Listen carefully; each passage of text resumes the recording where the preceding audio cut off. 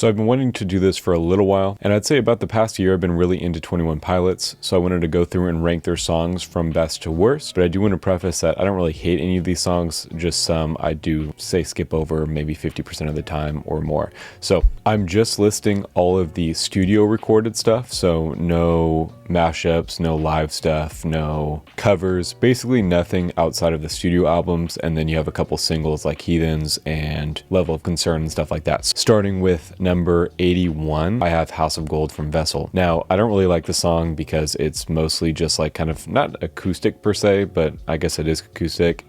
I just don't really vibe with it. I'll try to skip through some of these lower ranking ones. That way we can kind of get onto the ones that are in like the top 30 or so. Next, at number 80, we have We Don't Believe What's on TV. This song to me just sounds random. Some of the lyrics don't really make sense to me, and it just feels like it's kind of rushed, like a filler track on Blurryface. After that, at 79, we have Never Take It. For this, I just never got into the song. I basically didn't realize that this song was on Skilled and Icy until I listened to Skilled and Icy like recently, and I'm not sure why I don't remember it. It's just not a memorable song to me. After that, we have Neon Gravestones on Trench. Definitely my least favorite song on Trench, obviously, because it's at number 78, but this song just, I don't know, it just has a weird vibe to it. It doesn't really fit kind of on Trench, I don't think. Maybe if this was on like self-titled, it'd make more sense, but on Trench, I just think it kind of loses some of the energy halfway through the album. After that, we have Not Today on Blurryface at 77. I don't really hate the song either. I just don't really like resonate towards it. I don't ever click on Blurryface and like, oh, I'm going to start with Not Today. Like, it just doesn't happen. After that, we have Leave the City at 76. This song just feels stretched out and long, and kind of like as a closing track, I just don't think it's one of their better closing tracks. I prefer some other ones that we'll get into. So that's at 76. At 75, we have Formidable on Skill and Icy again.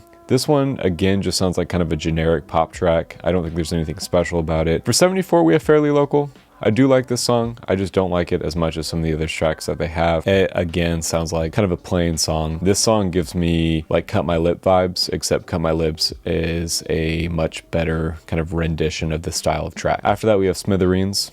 I know the song is like To His Wife, but I don't know, it sounds lame to me. 72, we have Message Man. I do like this song. Again, it's just kind of like stretched out, and I don't think it's some of the best work on Blurryface. After I listened to Blurryface a few more times, after I listened to like Trench and some of the new stuff, it is kind of apparent how much this album was trying to shift them more into the mainstream, I would say. And I hate to say that, but it is kind of their ammo by bringing the horizon, if you will. After that, we have Legend at 71. This one's all right. I can't say that I've listened to it too many times, but I do prefer it over the ones that are below it. At 70, we have No Chances.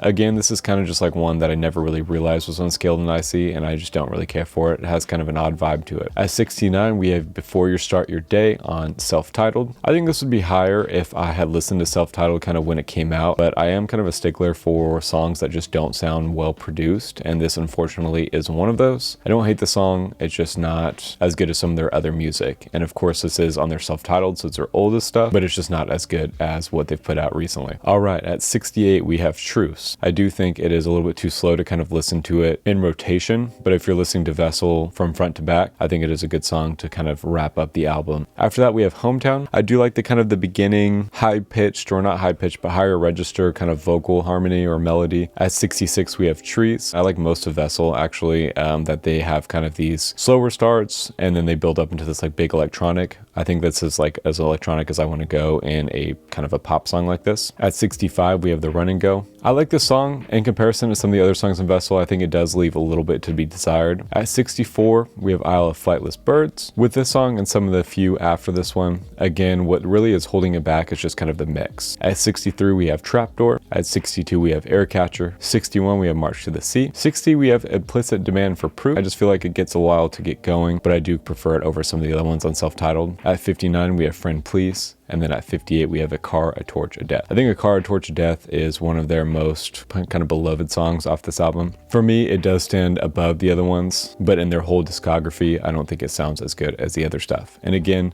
it is kind of the mix that holds it back a little bit. At 57, we have Lane Boy, so it's a little bit different. At 56, we have Taxi Cab. At 55, we have Oh Misbeliever. And this is one of the most memorable songs on their Self-Titled, I think. I like the beginning. It sounds almost like a Christmas song in the first like 30 seconds, but it's just kind of memorable and it's kind of fun. At 54, we have Doubt. I'm not the biggest fan of the song, They did just come out with a demo, and I do like the demo, but in terms of kind of studio stuff, this song has grown on me recently. I remember listening to it a while ago and not really caring for it just because it sounds a little bit too mainstream for me, but I do like it more now. At 53, we have the Pantaloon. 52, we have Goner. And now for Goner, I do really like it as a closing track. I like that it kind of builds into this crazy wild thing. The mix is kind of terrible on it, but I do like how it kind of progresses, and it just keeps progressing until it gets really heavy. 51 is our first appearance of Clancy. I do like the song Oldie Station. I do think it is kind of one of those generic mainstream songs, and I know it is kind of like a callback track for them, but I do think it's pretty cool in context of the album. And I do really like Clancy as a whole, so I think the song is fitting on that album. And then entering in the top 50, we lead that with Semi-Automatic. This song has grown on me a little bit.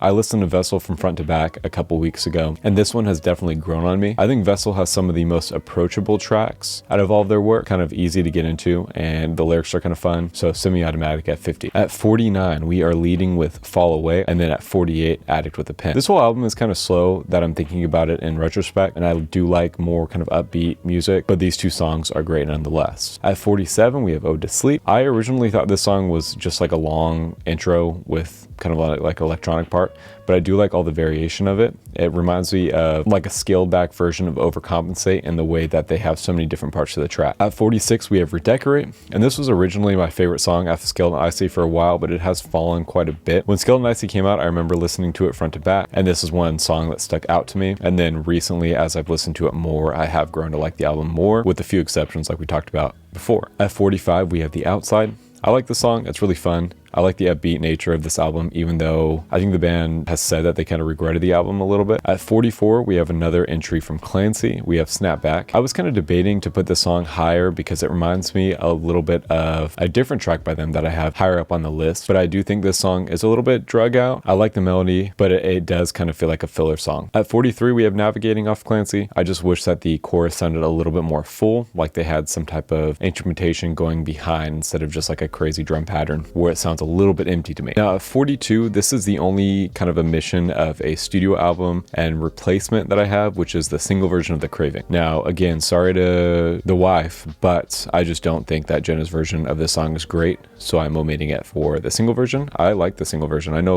I think it didn't do as popular as the studio version or the album version, but I just like the pacing of it a lot better. I like the kind of the vocal melodies in the chorus, and I just think it builds up into something that's a lot more nice to listen to than the kind of acoustic bland Jenna's version. At 41, which might be controversial, I have Stressed Out. I think this was the first 21 Pilots song I ever heard. I think I've just heard it so many times that it kind of falls below on my list. At 40, we have The Judge. It does kind of like take a little while to get going, I feel like, and it is a little bit repetitive, but I do like the song enough to put it at 40. At 39, we have Heathens. This song is cool. I don't really care that he doubles like the vocal the entire time, but I do kind of like the breakdown section of it. And for a movie soundtrack, I think it's pretty fitting for what they were trying to do. 30, we have Polarize off Blurryface. This is also one of the first songs I heard off of Blurryface, and I think I heard it in like a misheard lyrics video. I like that the song is in kind of an odd time signature, and I've heard people say that it is a little bit generic, but I think it is kind of a twist on something generic where they're adding a different time signature and kind of making it sound just a little bit different, more like them. For 37, we have Lavish. I feel like kind of dumb placing it higher than 37 or lower really, but I did find when I was making this list that I kept moving it up. I just think it's kind of a cool song, and concert it's really neat, and I think it did get some backlash when it first came out, but as it's kind of rung out, I think more and more people like it. 36, we have another single, that's Level of Concern. This song is a hit or miss for me, honestly. I think the song is great. I think it is just kind of locked into a certain time, so it kind of has like a melancholy feel to it, even though it's kind of a happier song. 35, we have Morph. Let's be real,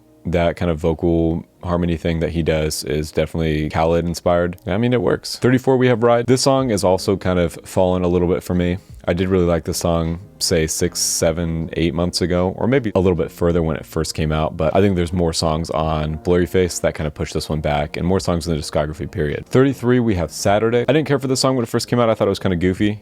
but I think it does kind of fit the context of the story of Skeleton Icy, so I think that makes it a little bit more enjoyable to listen to. And I do think it's kind of a song that you can show people that don't know 21 Pilots to kind of get them into it, because it is very approachable, pretty soft, but it has some cool things going on too. 32, we have Pet Cheetah. I think that this is a cool song because as an artist myself, or as a producer, writer's block is something I struggle with a lot, so this song is kind of cool. And I think the intro is cool, that it's kind of just like, what is this noise? And then as the track goes, you kind of learn what the intro is actually saying, and it kind of brings it back to kind of finish off the track. And then at number 31, I've Cut My Lip, also off Trench. It's kind of like a cool, like, driving fast song, I feel like, and that's really all I have to say about it. All right, now entering into the top 30, we start with Nico and the Niners. Honestly, just a really solid song. Trench front to back is pretty good, with a few kind of hindrances here and there, as well as at number 29, we have My Blood. I like that song a lot too, and the accompanying music video is pretty nice with it. At 28, we have another Clancy entry at Paladin Straight. I wish that the kind of minute that they have of just silence was kind of gone, but I do like how it builds up into this grand thing, and it really goes to kind of tie in the story for Clancy. 27, we have At the Risk of Feeling Dumb. This one has climbed my charts quite a bit. I think that it's kind of cool that he brings that melody in the pre-chorus into the main chorus, and the song kind of feels huge. Feels like kind of like a rock anthem type track. 26, we have Bandito. I think some will say that this is a little bit high, but I do think this is a really nice track. It's kind of like cool Trench vibe to it that really doesn't belong in anything else that they've done. 25, we have Midwest Indigo. This is just a fun track. I don't see why really anybody wouldn't like this song, and it's a solid addition on Clancy. 24, some might say this is too low, but I have Car Radio. This song started growing on me recently. I didn't really care for it when it first came out, and I didn't understand why so many people liked it, because it feels more like a plain song, but I do like the build towards the electronic break at the end,